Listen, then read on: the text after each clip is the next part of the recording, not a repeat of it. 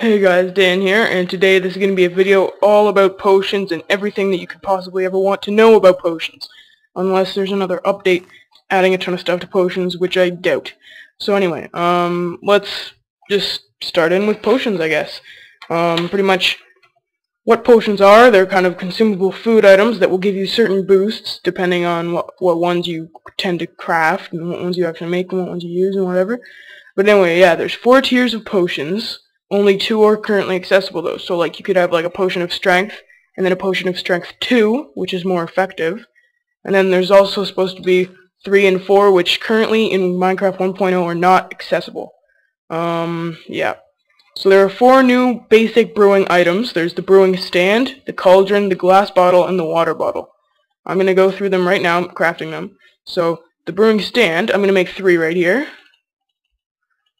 You have to have cobble lined up along the bottom, and then a blaze rod, which you can get from killing blazes in the nether. If you guys haven't seen my Everything You Need to Know About 1.0 video, then you guys can check that out, and it'll detail more on blaze rods. And then this will make 3 brewing stands. We'll take those brewing stands. Alright, the next thing is cauldrons. I'll make 3 of those too.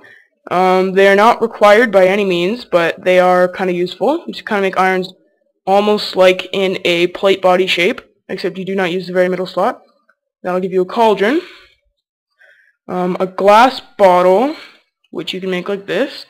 You make it like a wooden bowl except with glass, and that will give you 3 glass bottles. You do not do it with glass panes, you do it with glass blocks.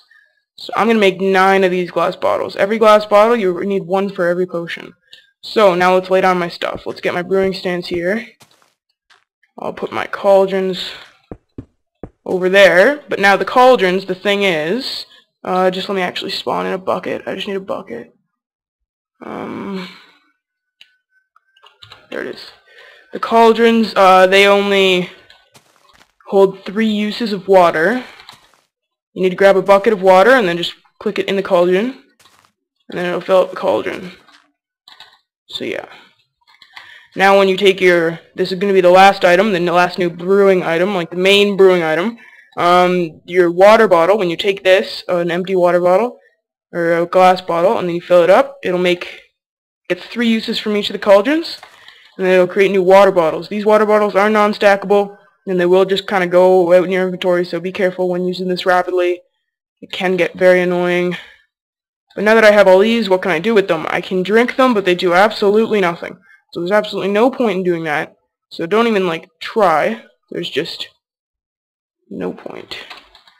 But, so yeah, let's go into our brewing stands, and then this is what the brewing stand interface looks like. What you can do is you can put 3 water bottles in the bottom, and you can make 3 potions at any time. I'm going to put all of my potions in all of my brewing stands. And it looks cool because it actually changes to actually show that there are potions in there. So I like that. That's pretty interesting. And then, so yeah, now that we have those, let's talk about base ingredients. There are a couple base ingredients. These are just things that you can kind of add to potions and kind of some potions, but let's just go through them. The first one is the fermented spider eye. This is a new craftable item, which you can get by getting a spider eye, which is a new drop from spiders. You can throw it in your crafting alongside a sugar and a brown mushroom, and it'll give you a fermented spider eye. That's pretty gross.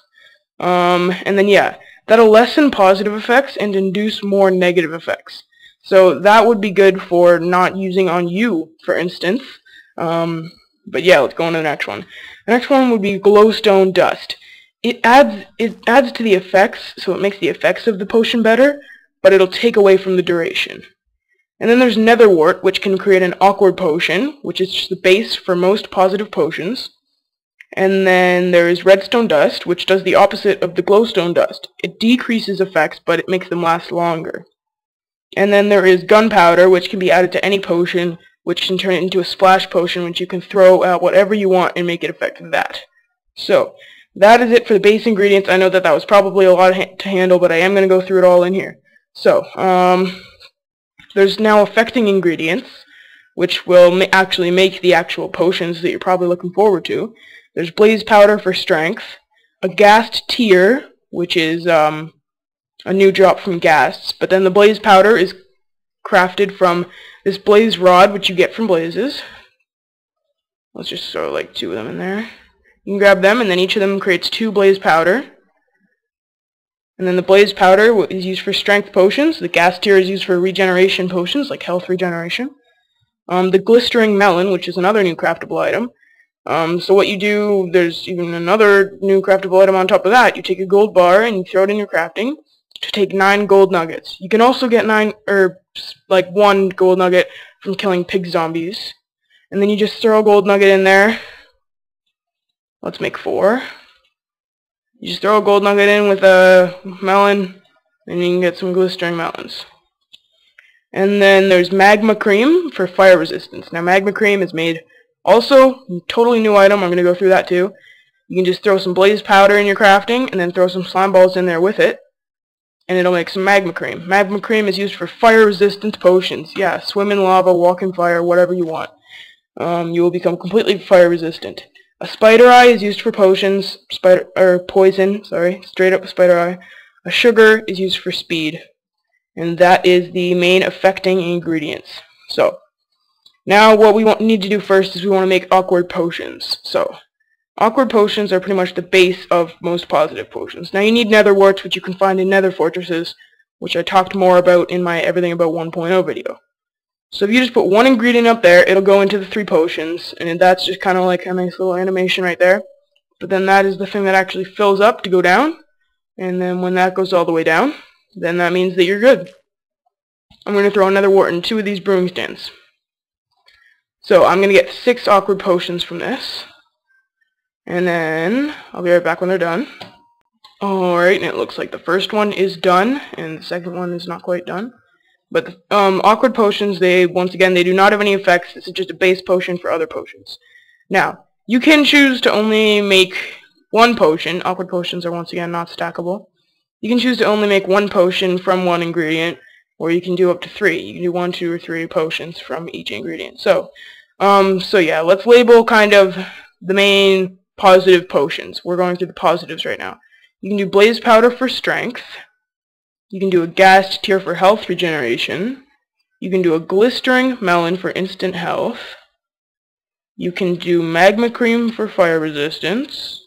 You can do a spider eye for poison. Sorry, that's not a positive, but whatever. You can do a sugar for speed. So that's 6 main good potions.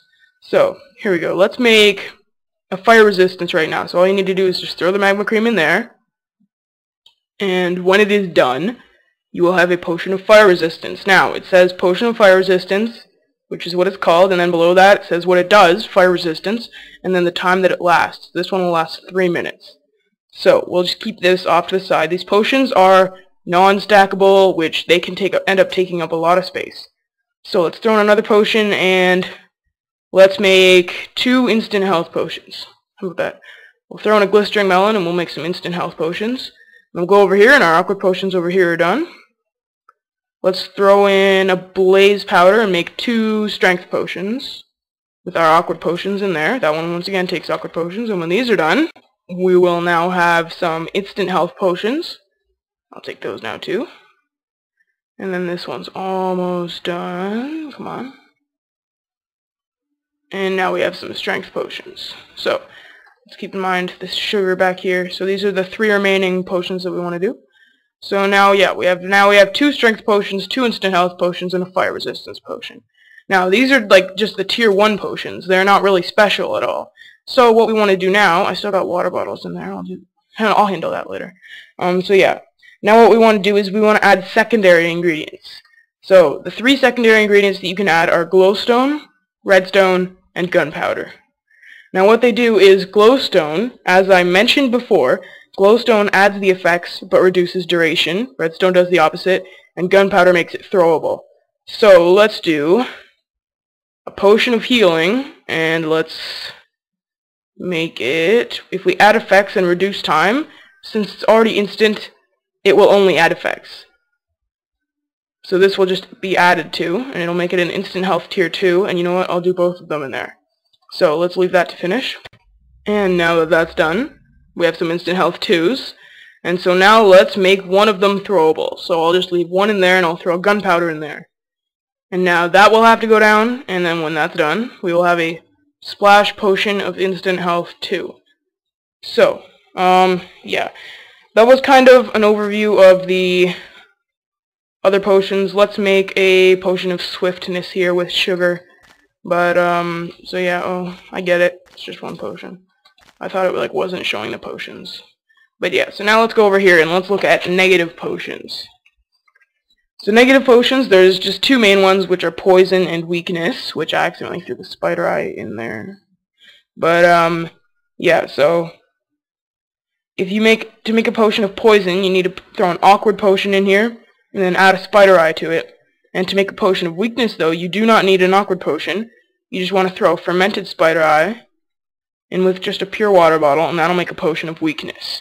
So, let's wait for the weaknesses to be done. And now we will have some potions of weakness. So now, that'll make somebody weak for 1 minute and 30 seconds.